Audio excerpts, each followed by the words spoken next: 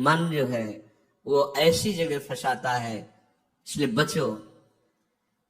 इस दुष्ट की चाल बहुत विचित्र है, और जहां ये पवित्र हो जाता है तो यही भगवत स्वरूप हो जाता है।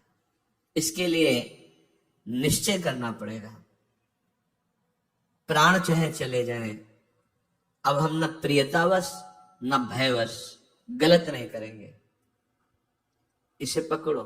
श्रीपाद प्रबोधानंद जी कह रहे हैं, यदि हम किशोरी जी को प्रसन्न नहीं कर पाए तो हम भारी कष्ट सहते हुए यहां शरीर छोड़ देंगे।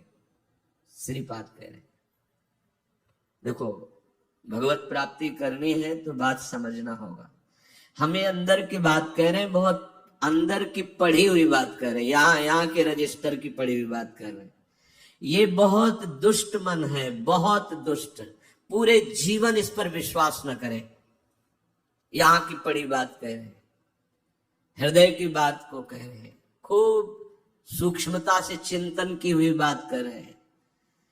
भक्ति के आनंद का जहां उल्लास प्रकट होता है वहीं खसक जाता है, बचा के निकलता है, और प्रियता या भय दिखा करके फंसा देता है। मत भयभीत होना, इससे बिगाड़ तुझे जो कुछ बिगाड़ना है।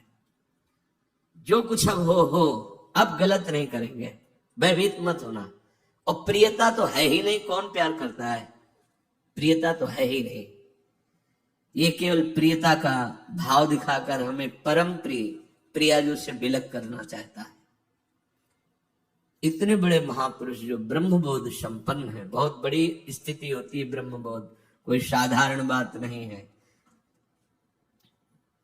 वो जब इस प्रेम रस मार्ग का रसास्वादन वृंदावन रस का हुआ तो वो उनको थोड़ी जरूरत रह गई अभी प्रेम की। ये हमारे लिए श्लोक लिखा हुआ है। महापुरुष जन जो अपने अनुभव वर्णन करते हैं वो हमारे लिए वर्णन करते हैं। कह रहे श्री राधिके तुम यदि न प्रसीदे, यदि मैं आपको प्रसन्न नहीं कर पाया इस जीवन में,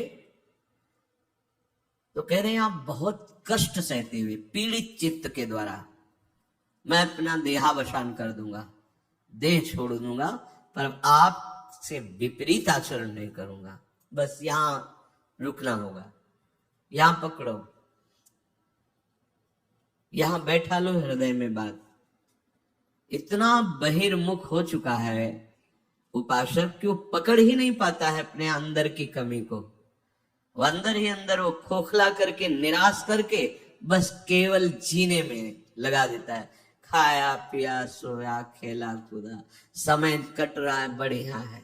नहीं भाई, ये बहुत दुष्ट है मन। बार बार इसलिए कह रहे इस पर कभी विश्वास न करो। जब तक शरीर का होश है तब तक सबसे बड़ा दुश्मन हमारा मन है, दूसरा कोई दुश्मन नहीं। इस दुश्मन को देखते रहिए। ये 5 ज्ञानेंद्रियों को साथ लेकर हर समय हमारे पतन का प्लान करता रहता है, पतन का संकल्प बनाता रहता है।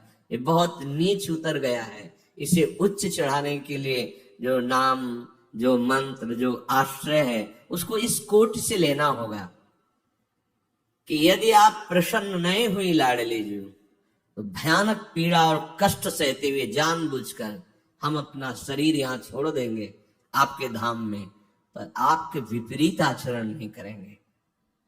प्रतिकूलस्य वर्जनम। श्री वृंदावन में हमें आपका कृपा कटाक्ष चाहिए, आपका साक्षात्कार चाहिए, आपकी प्रसन्नता चाहिए। नहीं तो अपने जीवन को कष्टमय रखते हुए यहां प्राण त्याग देंगे। भाव समझो। जब इतना दृढ़ निश्चय हो जाएगा तो कोई हमें परास्त कर ही नहीं सकता। ये हमारा मन ही हमको परास्त करता है। एक बार नहीं, लाखों बार इसको देखा है। जहां ये भक्ति का आनंद उल्लसित हुआ ताए निकल पड़ा, क्योंकि देख रहा है असावधान है। इस समय ये आनंदित है, असावधान है, और वो कहीं प्रियता या भय दिखाकर फंसा देता है। अब वो जो आनंद था वो गुप्त हो जाता है। जो एक उल्लास बड़ा था, फिर वो निराशा, फिर हताश। अच्छा उपासक है तो उसको लगने लगता है क्या करूं, जीवन नष्ट कर दूं, ऐसा लगने लगता है, क्योंकि वो लक्ष्य की तरफ बढ़ना चाहता है और मन उसको फुसला करके ऐसे गिरा देता है कि वो निराश होकर देखता है अब क्या करूं, अब कहां जाऊं? पहली बात, निराश नहीं होना है। जिस समय आपकी भक्ति का आनंद उल्लास से युक्त हो, उस समय आपको उदासीन होने की जरूरत है, प्रसन्न होने की नहीं जरूरत है। ये आंतरिक बात कह रहा हूं, सावधानी की। उस समय बिल्कुल निरीक्षण मन के ऊपर ही होनी चाहिए, पूरी दृष्टि, क्योंकि उसी आनंद उल्लास में भागेगा, निकलेगा विषय सेवन के लिए, क्योंकि आपको गिराना है, उसका काम है गिराना। बाहर कोई गिरा नहीं सकता, अंदर से अपना बड़ा भारी शत्रु मन है, यही गिरा रहा है। उदासीनता जिस साधक के जीवन में नहीं, वो आगे नहीं बढ़ पाता है। उल्लसित नहीं होना, अंदर उल्लास, तो पूरी की पूरी एकाग्र दृष्टि मन पर। कहीं हमारा मन उल्लास में के छिद्र से भागकर कहीं फंसाने तो नहीं जा रहा है। हमने देखा है इसको दो तरह से फंसाता है, एक प्रियता और एक भय। भय मान सम्मान, यश कीर्ति, लोक लज्जा, इसका, और प्रियता हमें बहुत प्यार करता है। दो स्थिति में मन भागता है और साधक को गिरा देता है। तो साधक का निश्चय होना चाहिए